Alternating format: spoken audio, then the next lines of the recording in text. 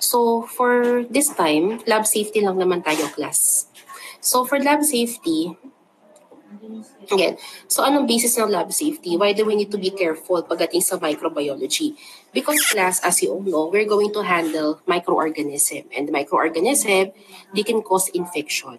That's why in the laboratory, we follow the standard or universal precaution wherein we treat all blood and body fluids, lahat ng sample, specimen coming from the body, except sweat, as possibly infectious. Meaning, they have the presence of microorganism. So ano yung pinaka-basic na kailangan gawin sa lab? Do not forget to wear your PPE and practice hand hygiene, di ba? Kailangan lagi tayo mag-wash ng hands and wear our PPE kasi nga, we are following the what you call universal or standard precautions, okay? Now, because of that, we also have to be aware of the different ways on how we can get infected. Ano ba yung mga ways para makapag-transmit ng infection sa atin? Okay? So, as we all know, class, when you handle patient, since infected yung mga yan, talagang may mga chance talaga na makakuha ka ng sakit sa kanila. That's why we have to follow different precautions. So, ano example ng mga precaution natin?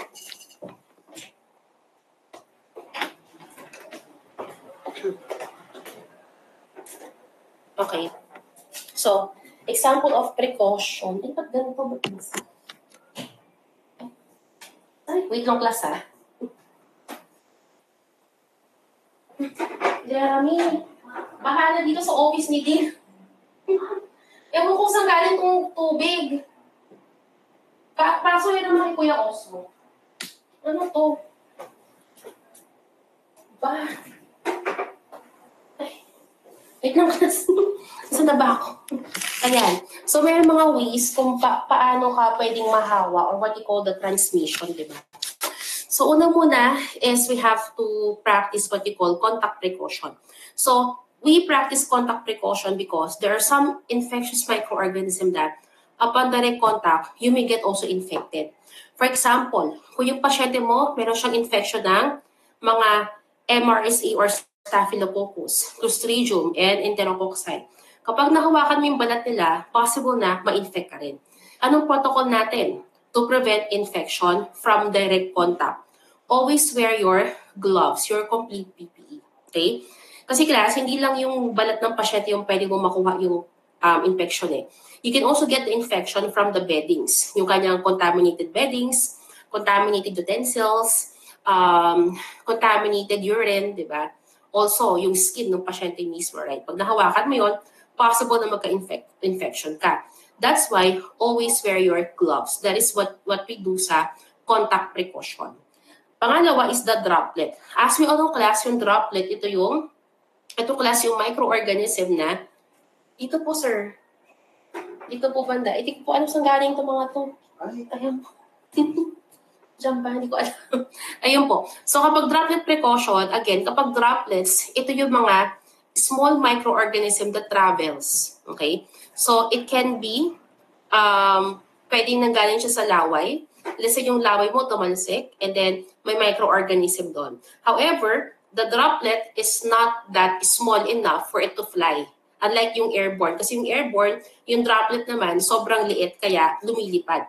Pero for the droplet precaution naman, class, it falls to the ground. So kapag tumalsik yung laway mo, yung microbiome mo, it will fall to the ground within 2 feet. Okay? Tapos, yung microorganism na yan, yun yung pwede makahawa sa'yo. So how do we prevent droplet precaution? What do? We may wear mask, plus we practice hand hygiene as well. Okay? An example of microorganism that can give you droplet spread is the Neisseria, Bordetella, and influenza viruses. Another one is the airborne. Kapag airborne class, the microorganism is very small. It is very small in size. Kapag lumipad sa hangin, it can actually travel long distances. Yun ang difference na ni droplet spread. Kasi si droplet, medyo malaki yung size, kaya nalalaglag sa ground. Pero si airborne, sobrang liit. That's why it can fly sa long distances. Okay? Example of that is the Mycobacterium tuberculosis. Sir, saan po kaya galing yun? Ano po? Basag po ba? Sige po. Ayun. So next is the biological risk assessment. So for the biorisk assessment naman class, this is what we do in the laboratory for us to identify how to manage the risk of infection in the hospital or in the lab. So when you say biological risk assessment, you're going to recognize what are the different hazardous characteristics of all of the bacteria that you can encounter in the laboratory. And what is the likelihood that you may get what we call laboratory-acquired infection or the LAI. Okay? Now, in order for us to assess that, we have to classify the different microorganisms. We can classify them based on the risk that we may get. When you say risk group, ano ba yung chance na magkaroon ako ng sakit from this one? Diba? So, meron kang different risk classification. You have the risk group 1, 2, 3, and 4. Ano mga pinagkaiba nila? So, kapag risk group 1 class, those microorganisms are non-pathogenic. Ibig sabihin, they cannot cause infection to you except if you are extremely immunocompromised. Kung talagang sobrang hina ng katawan mo, ikaw dun ka lang tatamaan ng mga yan. That's why class, ang protocol sa lab kapag risk group 1 is, we only practice biosafety level 1. Ibig sabihin noon, kapag biosafety level 1, we only use the tabletop. So, hindi tayo gumagamit ng biosafety cabinet kapag risk group 1 kasi nga hindi kailangan because these microorganisms are non-pathogenic. Hindi sila pathogen.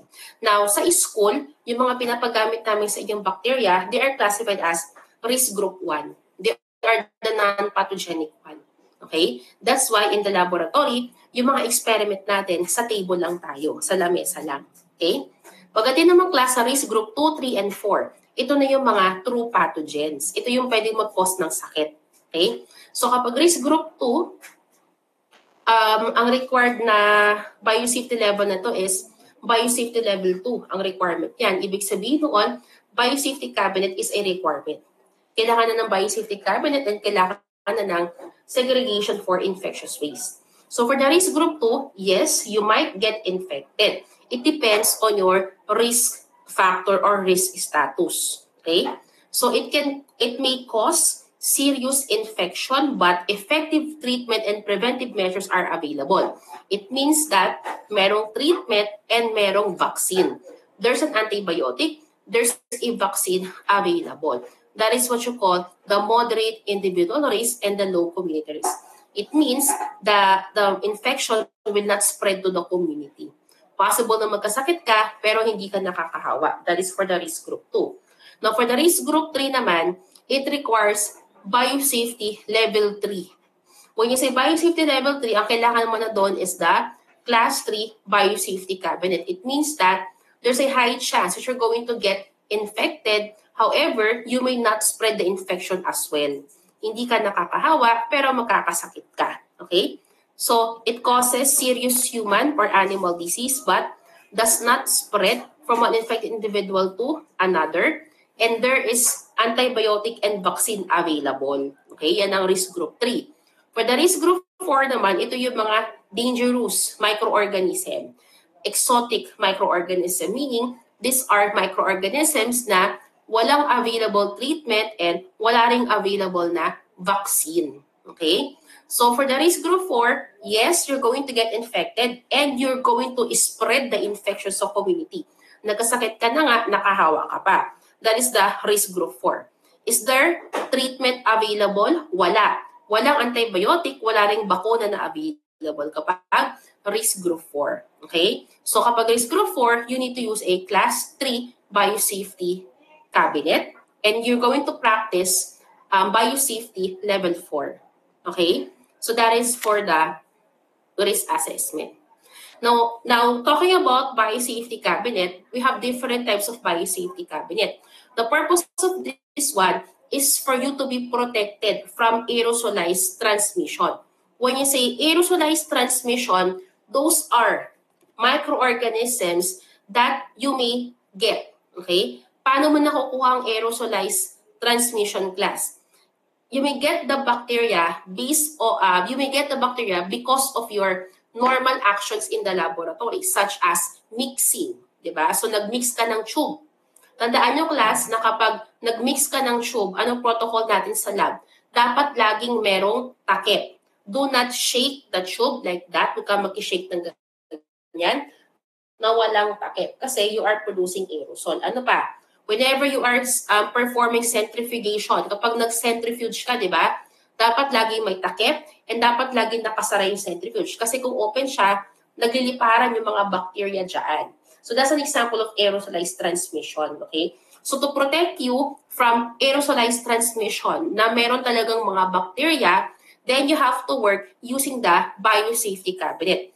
And take note that fume hoods and biosafety cabinet can never be interchanged. Okay? Ang fume hood para sa chemicals, ang biosafety cabinet para sa mga bacteria or microorganism. Okay? So, meron tayong different types ng biosafety cabinet. You have the class 1, class 2, and class 3. For the class 1, ang purpose na is to sterilize the air that is contaminated before it goes out sa environment. So, this is the air coming in. Papasok yung air dito. And then it will go to the HEPA filter. Now, the HEPA filter, it will trap the microorganism. That's why yung exhausted air niya, sterilized na. Kasi mga mikrobyo na iwan dito sa HEPA filter. Okay? Now, if you turn on the UV light dito sa loob ng biosafety cabinet, lahat ng naipon na bacteria sa HEPA filter, they will all die. Mamamatay sila. Okay? So that's how you sterilize it.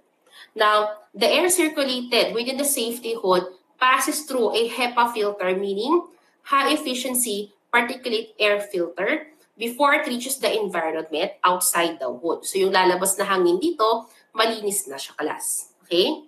So anong difference ng class 1? It uses an exhaust fan to move air inward through the open front. Okay? So yung exhaust fan, ang ginagamit niya para hatakin yung air, papaloob dito, and then lalabas doon sa taas. Okay? That is a class 1. For the class 2 naman, this is the most commonly used in the microbiology laboratory. Bakit class? Kasi double filtration ang meron ka kapag class 2. Now, for the class 2, this is the commonly used sa mga ospital because as we all know, in the hospitals, the bacteria are really pathogens. Talagang mga pathogenic yan. Kaya dapat double filtration tayo. So, paano nangyayari kapag ano yung mechanism ng class 2? Sabi dito, meron siyang blower sa loob that will pull the air inward. It will let it go down dito sa air plenum, going to the first HEPA filter. This is the first filtration step. Now, if there is some air na hindi na filter dito, let's say hindi sumama lahat ng air, may mga naiwan pa, then the excess air will be filtered again dito sa second filter. So, meron kang dalawang layers ng filtration before siya ma-exhaust sa labas. So, ang tawag din dito is the lamellar flow biosafety cabinet. It sterilizes the air that flows over the infectious material and the air to be exhausted. Okay? So, you have different types of class 2 biosafety cabinet. You have the A1, A2, B1, and B2. Ito lang yung kanyang mga variation. So, they vary based on the exhaust system and also based on the filter being used in the lab. Okay? Now, next is the Class 3 biosafety cabinet. For the Class 3, this offers the highest level of protection. Bakit class? Because this has a closed system mechanism. When you say closed system, wala siyang open front. Unlike dito sa Class 2, na bukas yung harapan niya, sa Class 1, bukas din ang harapan. Okay? But for the Class 3, as you can see, closed system siya. Wala siyang open front. Ano lang meron siya? Meron siyang built-in gloves kung saan pwede mong ipasok yung kamay mo dyan. Okay? So, hindi mo siya kailangan buksan. So, kung dito nabubuksan, paano inilalagay yung specimen? Dito class sa gilid, meron siyang bukasan sa gilid. Dyan mo class ipapasok yung specimen. Then, you're going to lock that para ma-exhaust. Para mawala yung air sa loob. Okay? Kapag wala ng air, then safe na siyang gamitin. Now, for this one, the air is being pulled downward. So, from the top, papunta dito sa loob ng biosafety cabinet, and then it will also be filtered outside. Okay? The air is also exhausted outside, like this one. So, this is the one that offers the most highest level of protection because this is completely enclosed. This is closed system. Okay?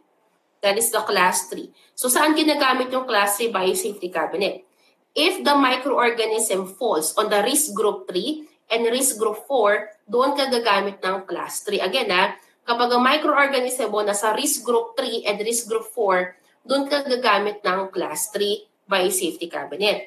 Kapag ang microorganism mo nasa risk group 2, doon ka gagamit ng class 2 biosafety cabinet. So ang class 2, hindi siya po pwede sa risk group 3 and 4, bawal class. Okay? Hanggang sa risk group 2 lang ang class 2 biosafety cabinet. Ang class 1 naman, pwede mo siyang gamitin sa risk group 1. Again, sabi ko nga kanina, kapag risk group 1, kahit lamesa lang, pwede na. Kasi nga, ito ay mga non-pathogenic. But if you want a biosafety cabinet, pwede naman ang class 1 biosafety cabinet. Okay? Now, next is your laboratory safety guideline. We have to start with proper laboratory attire. So again, ano requirement natin sa lab? Requirement is the long sleeve lab gown. Okay, lab gown. Okay, so lab gown should be worn at all time like this one, and then the material should be fluid resistant. Meaning kapag natasikan ka dyan ng tubig, dapat hindi siya mag-penetrate. Dapat nabubuo lang yung water dito sa surface. Okay? Yan ang guidelines pagdating sa lab gown. Now, meron tayong mga nabibiling disposable lab gown, pwede rin naman yon. Pero if you want yung matagalan, itong lab gown na long sleeve, pwede rin. Now, if you're going to work na sa ospital, take note that lab gown being worn in the hospital since hospital, andyan yung mga pathogen, di ba? Kasi sa school, mga non-pathogenic tayo. Pero kapag nasa ospital ka na, talagang pathogens yung mga yan. If you're going to work in the hospital, never ever take your lab gown home without sterilizing it. Yan ang protocol natin. Okay? Kailangan kasi i-autoclave muna yan bago yan iuwi sa bahay para laban. Yan ang protocol sa mga ospital. Okay? And besides the lab gown, you also need your gloves. The gloves must be disposable, made up of latex or nitrile. Okay? And also, dapat closed shoes. Kasi nga naman, kapag natapunan ka ng bakterya sa paa, baka ma-infect ka pa. Diba? So, bawal ang open shoes. Lahat ng mga dangling jewelry, bawal din. Yung hair natin kailangan nakatali or we have to wear our bouffant cap. Okay? Next is the hygiene. Ayan. Of course, hand washing is always important. When do you need to wash your hands? You need to wash your hands before the procedure, before the experiment. Bakit, class? To avoid contamination.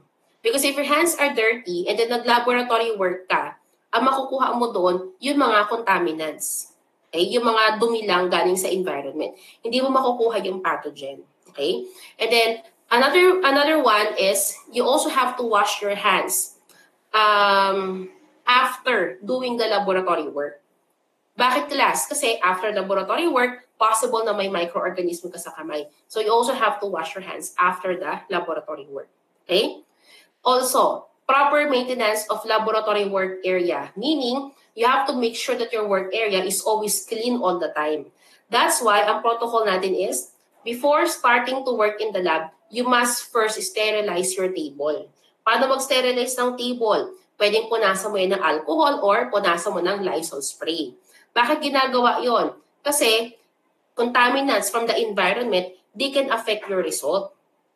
Baka magkamali ka sa mga exams kasi ang nakuha mo lang is contamination. Kasi nga, nag-work ka sa lab na hindi mo na naglilinis ng table. Okay? So pagkalinis mo ang table, anong next mong gagawin? Pwede ka na mag-start mag-work in the laboratory. And then after working in the lab, you have to clean the table as well. But kailangan mo siyang linisin. That is to remove microorganisms that you left. Kasi, class, kapag nag-handle ka na ng bacteria, yung mga mikrobyo na yan, naiiwan din yan doon sa lamesa. So bago ka umalis, kailangan mong linisin to make sure na wala kang naiiwan ng bacteria. That is to prevent infection. Ang tawag dyan ay infection control measures. Diba? Another one is dispose contaminated materials properly. Saan ba siya dapat nilalagay kapag infectious material? For example, nagamit na gloves, saan mo siya ilalagay? Ilalagay mo yan sa yellow plastic bag. And then you're going to throw that doon sa trash bag labeled as yellow or infectious waste. Okay?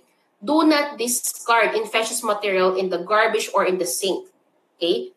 Mayroon tayong special na trash dyan na color yellow. Doon natin nilalagay yung mga basura ng microbiology. And then make sure that your work area is clutter-free. Ibig sabihin noon, walang nakapatong sa taas. Saan nakalagay yung bag mo? Your bag should be under the table.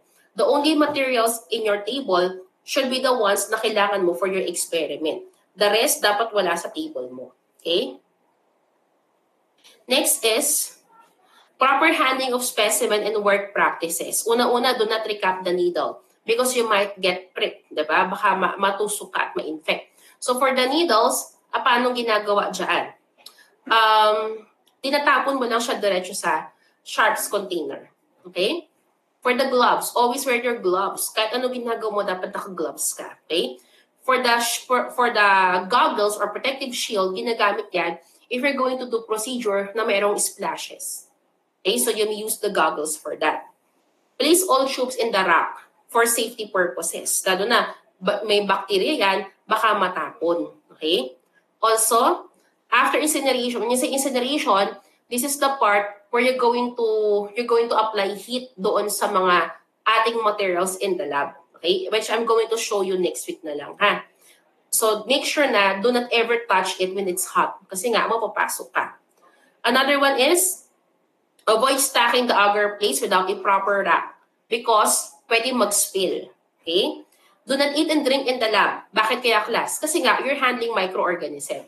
Microorganism, pwede siyang lumipad. Na hindi mo alam, lumilipad na pala yung mga bacteria, yung kinakain mo, meron na palang bacteria. So do not eat and drink in the laboratory or apply cosmetics. Now, kailan ka pwedeng kumain? Class, yung lab natin kasi 6 hours siya, di ba? Nagbibigay naman ako ng break. Usually, sinasabi ko yan na, ay, break time na, di ba?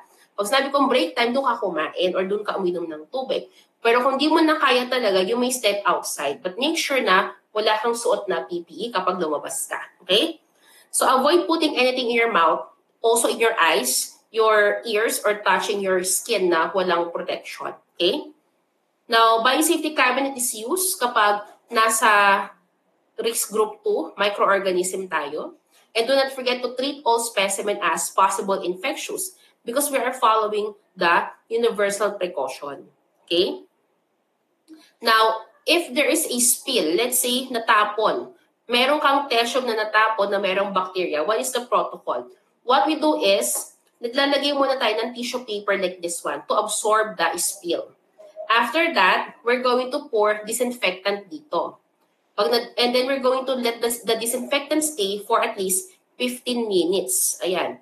Allow the disinfectant to stand for at least 15 minutes. After that, you're going to scoop this one with a dustpan. Okay? So yung dustpan, scoop mo na yung mga paper towel na yan or tissue na yan, itapon mo na dito sa yellow trash natin. Okay? That is how you clean up the spill na merong bacteria. Gumagamit tayo ng biological spill kit na merong mga disinfectants against bacteria. Okay? And then also perform all work over protective sheet or bench paper. Kaya nga, class, kung nakita nyo yung nakapost sa announcement, di ba? Merong nakapost doon na bring plastic cover. Kasi yung plastic cover na yung class, ilalagay natin siya sa lamesa. Ilalagay siya, class, sa lamesa kasi doon ka mag-work, doon ka, class, gagawa ng experiment doon sa merong plastic cover. Kung wala kayong plastic cover, pwede naman yung Manila paper. Di ba? Pwede rin yun. Ganun talaga kasi ang protocol eh. Kailangan lagyan mo muna ng papel yung work area mo or at least a plastic cover, ha? Before you perform any laboratory test. Next is proper reporting of exposure of the incidents. Let's say, nagkaroon ng spill, nakatapon ka ng tube na merong bacteria. Always report it immediately to us para malinis namin ng maayos like this one. Okay? It's very important.